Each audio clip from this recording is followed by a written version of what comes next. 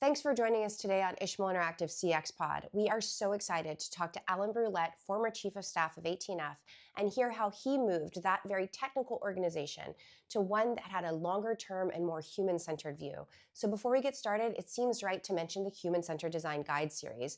The HCD Guide series is available now on ishmaelinteractive.com, Amazon, bookstore.org, Barnes & Noble, wherever you buy books, so that you can understand and implement the full human-centered design process. That's from discovery through production, delivery, and measurement.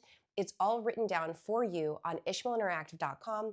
That's the HCD Guide series, and now let's get to the interview.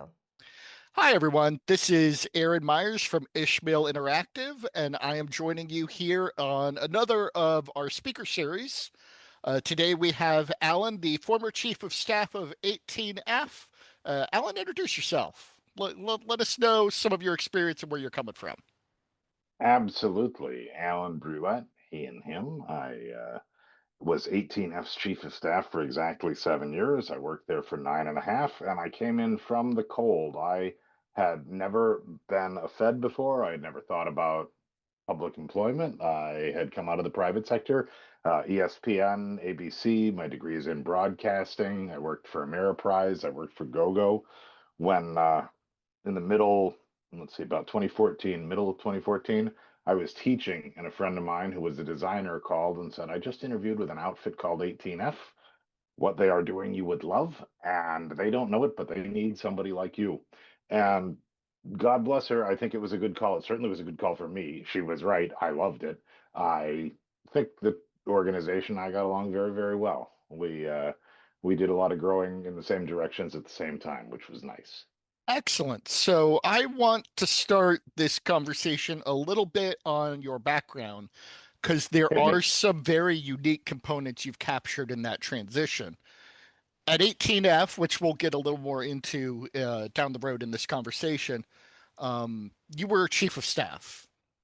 Yes. And I like to sort of describe chief of staff as one of those jobs is you deliver people, but you also have a great experience in project delivery and sort of making sure things hit the finish line when it comes to a project. So looking at your background, I wanted to go back to the League of Miscreants. You dug into the Wayback Machine. All right, Yes, let's go. yes. But it's interesting and the name's catchy, so it caught my attention. So I've looked up some of the estimates, and the League of Miscreants you would put plays into production, correct? It was a sketch comedy troupe, is Yes. is what it was. We would put up our shows for the uh, short-lived, much-missed Chicago Fringe Festival, which ran under everyone's radar, which is why it no longer runs, for about 10 years, starting in, oh golly, uh, 2010, 2011.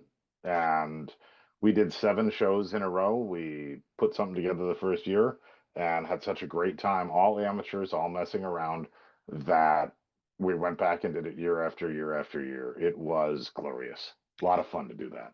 Now, I've looked up some stats on general stage production about if you write 1,000, or if you write 1,000 of them, you're going to get maybe 100 of them to hit production.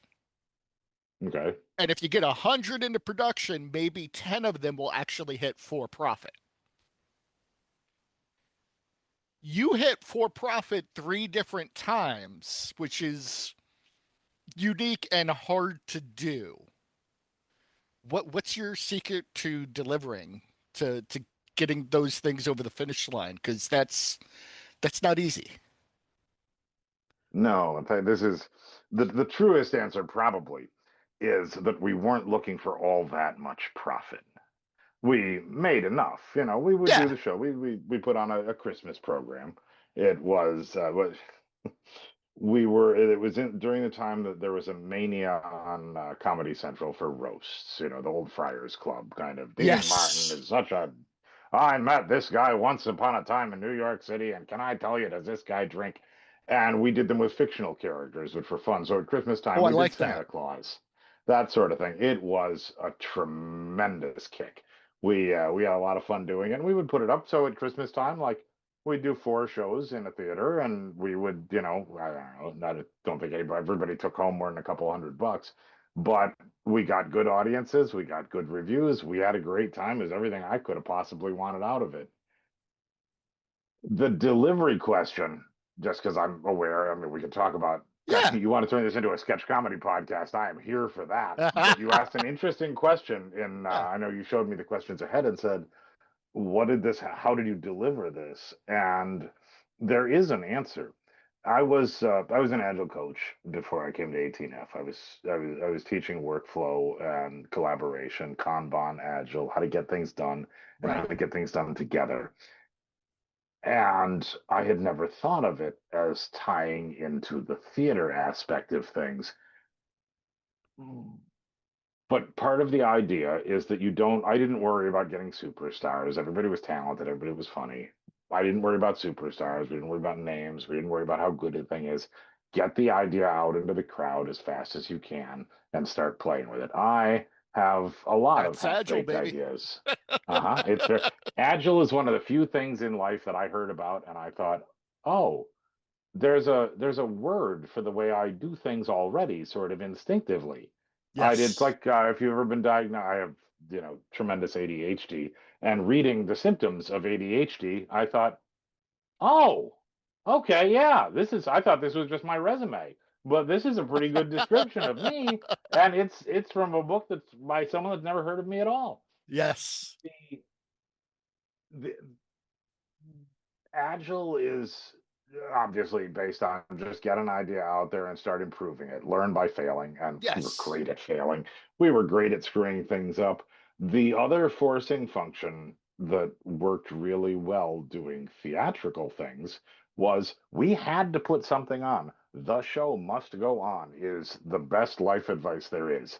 Take that one, put it in your pocket, and pull it Right. out anytime you think I can't go on. Yes, you can, because you have to. You got to do something. In government, one of the, and, truthfully, in the private sector, deadlines don't actually mean a lot of the time. I came out of journalism. Deadlines mean something. Yes. In government, in the private sector, we need to deliver this by the beginning of Q2, and we need to deliver it by the beginning of Q2 for 7 years in a row. Well, then it's not meaningful. You don't have to do it. You have this curtain goes up on December 19th at 8 p.m. Whatever you've got you're doing, that is how you deliver something. And if the first show is a little rocky or the last dress rehearsal is a disaster, it sort of inspires people like, okay, this is real. We have to do this. It's often called a sense of urgency or a sense of panic, but it's not. I don't think so. I think it's that it's real. And when you have to deliver a thing that is real and that Hmm. reality of the need to deliver is clear and present, you better be ready to deliver. Yeah. Yeah. It's also you mentioned ADHD. I have it myself. A deadline is a beautiful thing when you have that sort of mentality, helps you push things through. Mhm. I was in the government for 15 years, and I used to tell my boss, "Okay, what's the deadline on that?" They would say, "Oh, you get it done as soon as you." No, you didn't hear me. What's the deadline on that?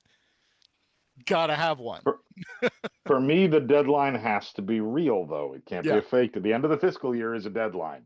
yeah, If because the you do brain not knows. get your expense report in here, you are not getting that money back. Check. Yeah, I need this by September 3rd. Why? Because I need it by September 3rd. No, you don't. If you don't have a reason you need it, you don't need it. You just so want it. so you're venturing into the qualities of a person, which brings me more to your chief of staff duties. Because when you're chief of staff, one of the things you're doing is you're keeping things staffed, of course. Sort of fits with the name. So instead of delivering projects, you're delivering people who deliver projects. And 18F has been a special team. It's well known. It worked really, really, really well. What's the quality that you're looking for in a person that says this is gonna work? I know this is the one. What makes an 18F person? Oh, that's a good question. The and almost out of my sphere, I can bring it back because staffing was different than hiring. but we worked Yes. together. And Mhm. definitely the things we learned in staffing, which was my purview, informed a lot of the things that hiring did. There's an article out there I can We'll put it in drop you a show link to it, though notes. it's easy to Yeah. find. Um, called the No Stats All Star. Michael Lewis, who wrote Moneyball, among many other things. I love his It's an stuff. article about a player named Shane Battier. It's a fairly technical article about basketball. Don't let that stop you. It Duke, is right? the best article ever written about soft skills. It is about the idea that there are things that are hard to measure, but you can still spot them. You may not be able to quantify them, but you can identify here is a Right. person who just makes people around them better. The story of my career very much is we don't know what you do and we don't know what you did, but then you left and everything was worse after you left. When you move on from a team, that team doesn't work as well and nobody knows why. Hmm. And then to stumble upon this article, I wish I could remember how I found it in the first place, but I was reading, and I thought, this is it. I won't give away too many of the spoilers, but Shane Battier was a marginal NBA player who was worth 15 to 20 wins a year to whatever team he was on, and no one could put a finger on what he was doing. Yeah. The 15 to 20 is a quarter season for, run right, yeah, yes, yeah, that's a absolutely, lot. and no one could figure out what it was he was doing. And I then recognized we had a couple of other folks at 18F that came to me. I was in the position of running staffing. We had the original staffing methodology for 18F was the same as I understand it was for the US Digital Service, which Hmm. is you get a project and you recruit people to leave the project they are on and come and work on your project because it's more interesting or more valuable or more I like that. meaningful. You should not. I shouldn't. That led to Okay. a tremendous amount of infighting, to Oh, yeah. resentment, to anger, Yeah. You got to to keep dealing with these project people afterwards. collapses. Yeah. Right. And this is everything that is wrong with government projects and their priorities. We take a priority project, we put people on it, and then as soon as there's a higher priority, we rip people off the old priority, Right. leaving it 25% done. We leave people hanging that weren't recruited for a new project. So Right. we tried to create something that addressed those concerns. I did not Okay. know at the time that we were also solving a problem that the US Digital Service either never solved or never quite understood was a problem, understood the what it was doing to them. But 18F began to work over longer time periods than USDS. I'm trying to emphasize that Right. I'm not throwing shade at Of USDS. They course did not. things their way, we did things our way. We began to see that the it was a pool of colleagues. We were all going to have to work together, and we were going to be working together for 4 or 8 years, and hopefully into the future. We'll come Yeah. back to that. But if you're recruiting people, say in the early days of 18F, I need people to work on cloud.gov. I am recruiting them away from login.gov. All you're doing is like starving each other of resources and pissing Yeah. everyone off. Yeah. Zero sum games. We started putting in rules. Speaking of games, we had staffing was originally built on, I think, 16 rules, like checkers, a fairly simple game. One of them was you can't leave a project unilaterally. The project lead, the staffing rep has to, and your boss have to all be like, yes, okay, no problem. You can leave this. We have got a plan to backfill you. Right. But we can't just pull people out for a greater priority. It's 6 year olds playing soccer. Wherever the ball is, they're all running that direction. Yeah. Nobody is Yeah. staying in place where they need to make the machine work. I know this is a rambling and wandering story, but I warned you that was going to happen when you You're wanted to getting talk to there. me. I got you. The So I was in a position, well, sort of being the staffing coordinator. 18F was divided into chapters at the Yes. discipline level. We had a design chapter and an engineering chapter and a product chapter. It meant that we could pull pools of expertise, and we didn't have people assigned to, we have a human resources department, and we have engineers that only work on defense, and we have engineers that only work on projects with interior or whatever. Right. You didn't get to develop subject matter expertise. You got to develop a broad understanding, but also it allowed 18F to be very, very flexible. So staffing had to be flexible to accommodate that. Now, I promised I'd wrap it back around your original question. I was in a position where two of the people that turned out to be the soft skills based kind of people that make teams go, within, just coincidentally, within 5 or 6 weeks of each other, many years ago, they both said to me casually some equivalent of, I don't know why we always talk about staffing as so much chaos. Every team I'm on has been great. And I was in maybe the unique position to understand that those were the two people that we put on teams that were struggling because things got better when they were there. Okay. I like that. And that's when that light went. A shout out to Heather and Greg. Hi guys. That that was where we began to think, I wonder if we could hire for this skill. Because I know a lot of places in technology and digital. I mean, everybody said we want the best. We want people who have superior skills in their discipline. We started looking for people skills because this work is about relationships and it is about people. It is hard as shit. It is emotionally difficult. Yeah. The entire story of all civic tech is people trying to do work that is enormously important to them with nowhere near the resources they are going to need to do it as well as they believe it ought to be done. It is painful, it is difficult, it is frustrating. The last thing you need is to be fighting with your colleagues.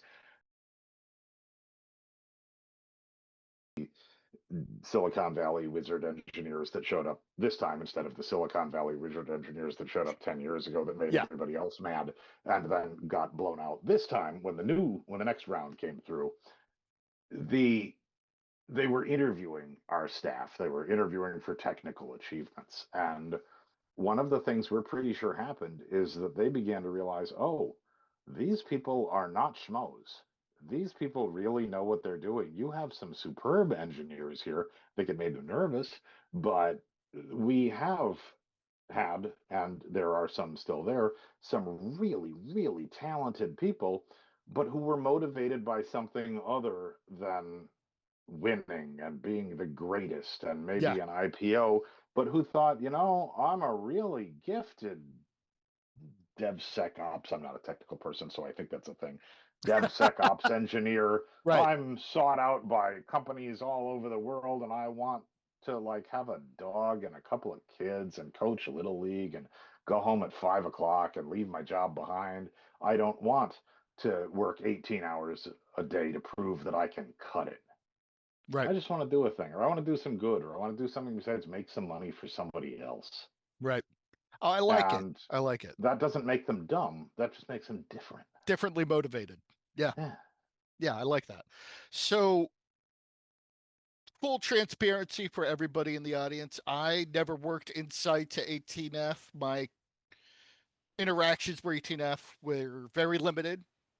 So occasionally, though, somebody would ask me, what is 18F? I'd say, well, you got to go talk to them. But if I had to describe them, I'd call them the digital SWAT team. Problem happens or there's a situation to fix, you fly them in, they fix it, they go on to the next challenge, try to create a new key to the next lock, a new hammer to the next nail kind of situation. I wanted to get your take on an assessment of what 18F is, but most importantly, to add some context to this question, um, a lot of these components are out in the world, and I'm sure that they will be put into practice in other places. What what makes an organization that could use an 18F like team? Who should be looking for this kind of body if they were going to employ it themselves?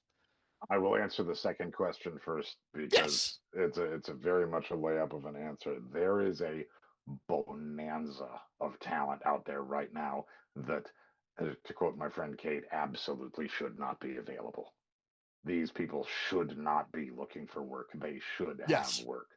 States have figured this out. Some cities have figured this out. Some consultancies, digital agencies, organizations have figured this out and are snapping up the talented people that 18F and the U.S. Digital Service have lost at and some agencies, some of our alumni had moved into roles that they lost their jobs.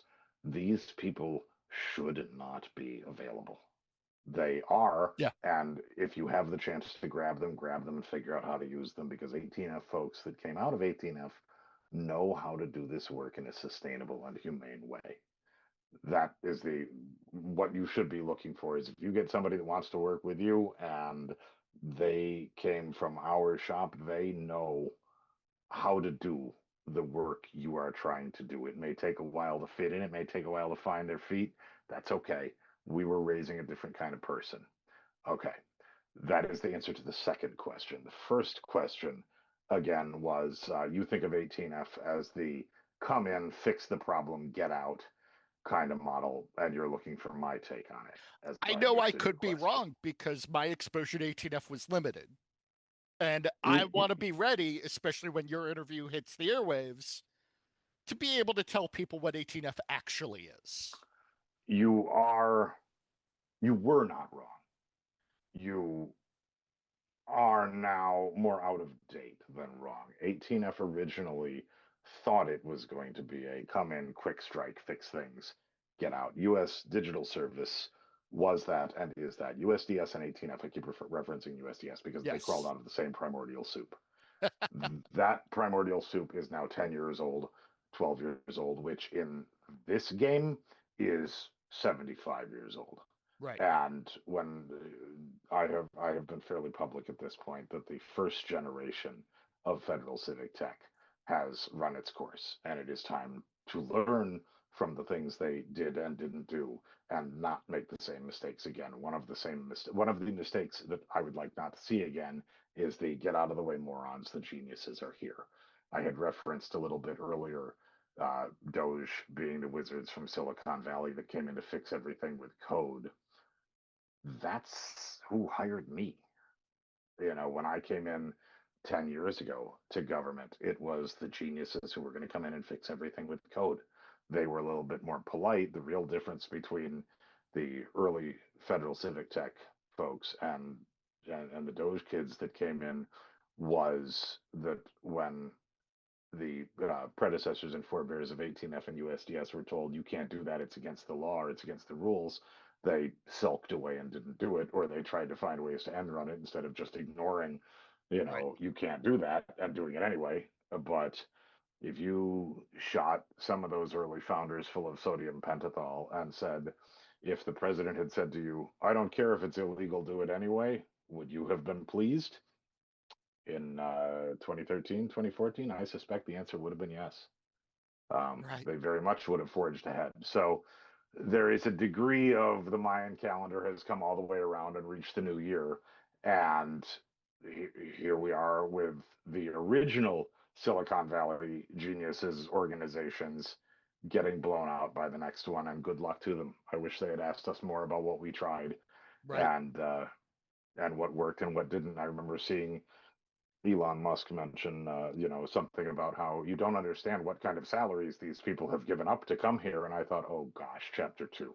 I remember when we made that mistake. We could have spared you that one, Yeah. but you weren't interested. Yeah. So, So, speaking of go ahead. things that worked and didn't work, I want to play a little game with you.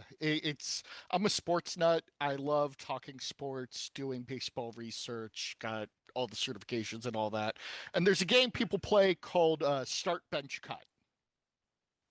Now, let's say an organization, a big organization, could be the state of New York, could be Apple, comes up to you and says, Alan, we want an 18F.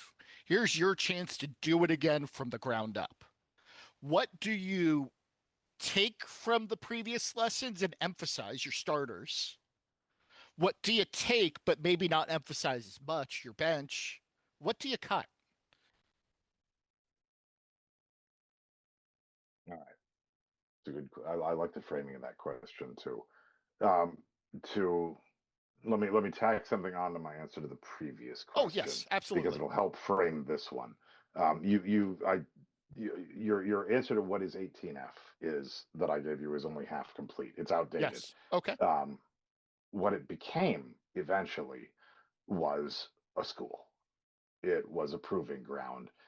18F was where you came in from the private sector to learn how federal work worked, to learn how to do it, to learn the atmosphere. The private sector and the public sector are not two sides of the same coin.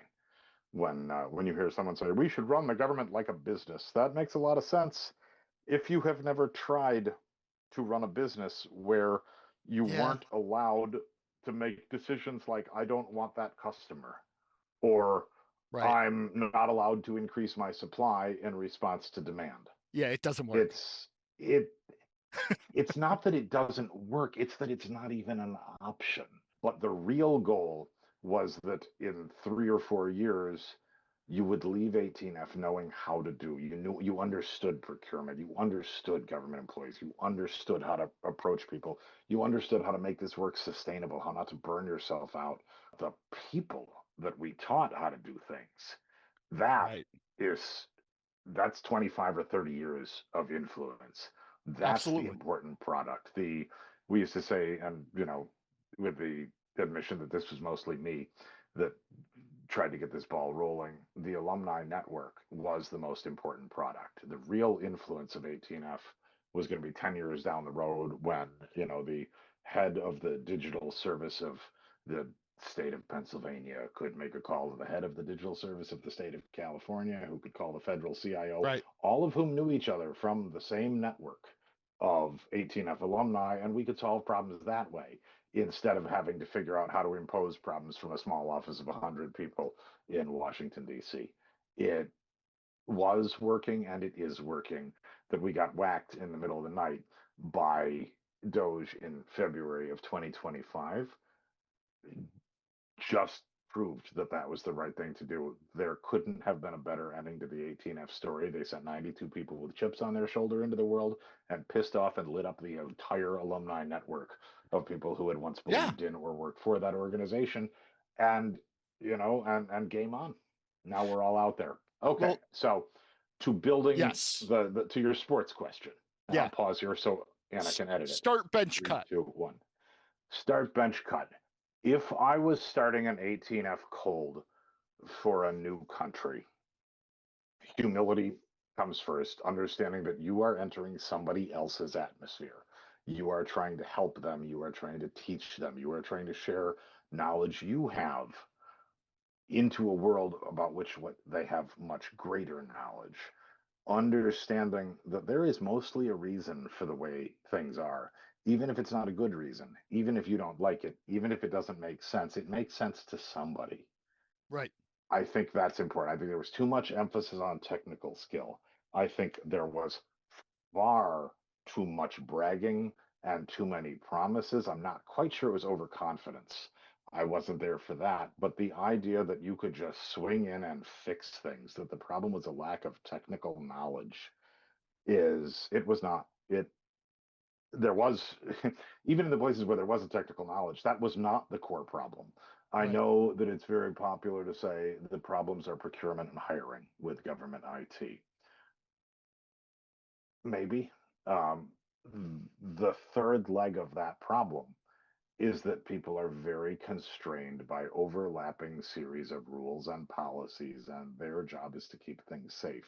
Hmm. Uh, Recoding America, Jen Palko's book, does a very good job Yeah. of illustrating this. It does not resonate as sympathetically to some of the people who were in those positions as I think it is, as the book is and is intended to. But it really makes it clear how constrained people are when they have to follow a rule. Every government employee I knew had worked on a project they knew was doomed. And it's so demoralizing to work on something you know doesn't mean anything, but you have to follow the plan because that's the job. So I Yes. was Jen Palka's book is it does not register with the folks who are the ones trying to navigate the overlapping series Right. of rules and policies and procedures, as they don't experience it as quite as sympathetic as I think it is intended to, largely I think because they are so buried in that they read the descriptions of it and become enraged because they're used to hearing this is your fault. And it's not. I don't think Jen is saying that. I don't think anybody in there is saying that.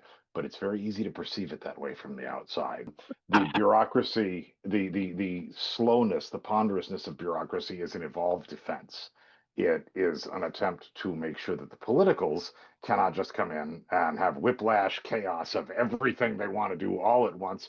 You are seeing now what that is like, because there has been a Yes. way found to turn the ship quickly, and the ship is turning quickly, and people are falling overboard, and drinks are spilling, and may the ship not be sinking, but we will see.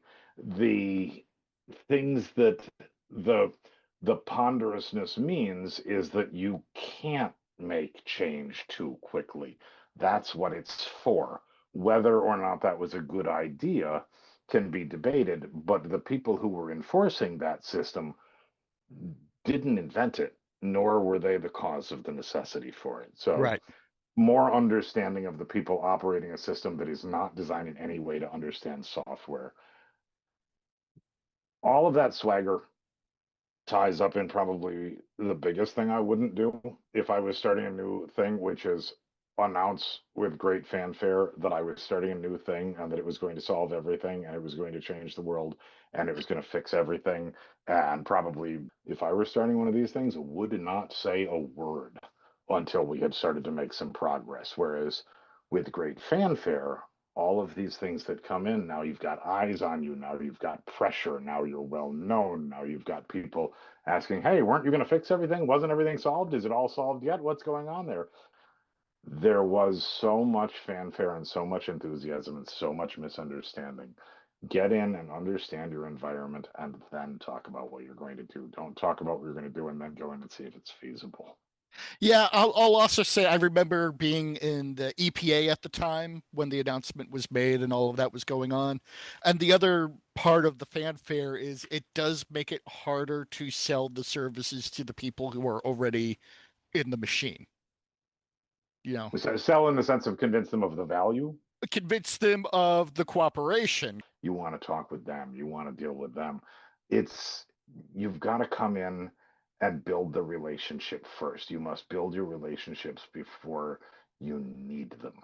Show them that you're not going to make a mess. The last thing that would have helped us, it was more of an internal help that I would leave behind if I could, was the onboarding was non-existent when I got to 18F, and it took us many years to get that put together. It That's got okay. way better. I remember We looking at the material one day. It got way better over the Thank you. years. Yeah. We built that iteratively. The onboarding when I got there, which was October 2015, was go to the intake meeting and grab a project and get going. Here's your door card. Here's your laptop. And I wish I was exaggerating. It was a thing we just didn't understand. And now going into new environments, I would caution anyone who is starting up a state digital service, and I know some of you, um, don't assume that the rules in that state are the same as the federal government. You've thrown a lot of ideas at me, a lot of ways this should work. Good luck editing it into something coherent. Carry on. Yeah, oh no, I'm not worried about that. One thing we like to do on the show, though, is we like to give people other places to go to check out the good ideas. Good ideas have long shelf lives, and there are often things that you don't need a specific person to do. So, where are some places out in the public arena, private or public? I really don't care, where you look at it and you say, you know what, these people are doing it right. Ooh. They got it. I'm not sure anybody has cracked the Civic tech code yet. Fair. But Civic tech is a very, relatively, a very young discipline, a True. very new thing. Look for and learn from entities that have either tried to do inventive things from inside larger, stable, established businesses, organizations, the disruptors from the inside. It's The good. other thing I would look for,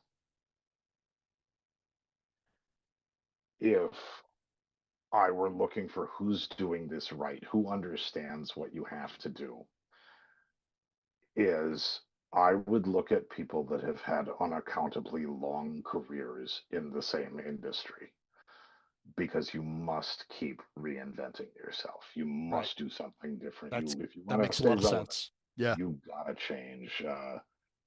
Yeah. I like the example with the neurodiversity. That's something, as a neurodiverse person myself, I've been looking into. And speaking of such things, I've pitched these ideas up myself. Why don't we test this for neurodiversity? Why don't we make sure this is fully accessible in all the different ways? And growing up, you don't have these labels for it, so you just get called weird. And my 6-year-old son, bless him, he just had to deal with this at school. He was called weird, and I had to tell him, sell him on all the ways in which weird is good. Um, and I know this is something I've been watching your social media. Everybody who listens to these knows I do deep research of everybody I'm interviewing. I know you're a proponent of the weird. Yeah. So at the end of every session, I like to do what we call one for fun. all right, And this is something that is a weird question in itself, but it makes the session memorable. So, keeping things weird and in theme, I just want to ask, what is a habit or something you do that might be mundane, might be regular to your life? Other people might find it weird. weird. Everybody's weird. Tell you the best summer afternoon there is a baseball game in the dog park. Ooh, I do That's like that. great. That's a Yeah. nice slow afternoon.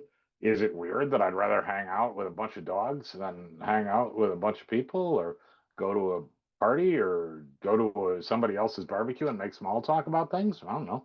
Doesn't bother me, but weird. I mean, I mounted, let's see if I can pull the wrong way here. I GSA never called for my laptop. I'll make this point on the way out. That is right above that picture of Benjamin Guggenheim. My GSA laptop, they know where it is. They can come and get it. Is it a weird decoration or is it a strange decoration? I love I that. don't know. That's good. That's But really good. what is weird is not doing the things that make you happy, I because like it. somebody else might think they're weird. Yeah, So yeah. Weird can be fun. right? I Yeah, weird. I'm envious. That's weird. Sign me up for weird, sir. there you go. I Thank you so much. This has been a My great pleasure. conversation. And from us here at Ishmael Interactive, we'll talk to you again next time. Bye. This was a hell of a lot of fun.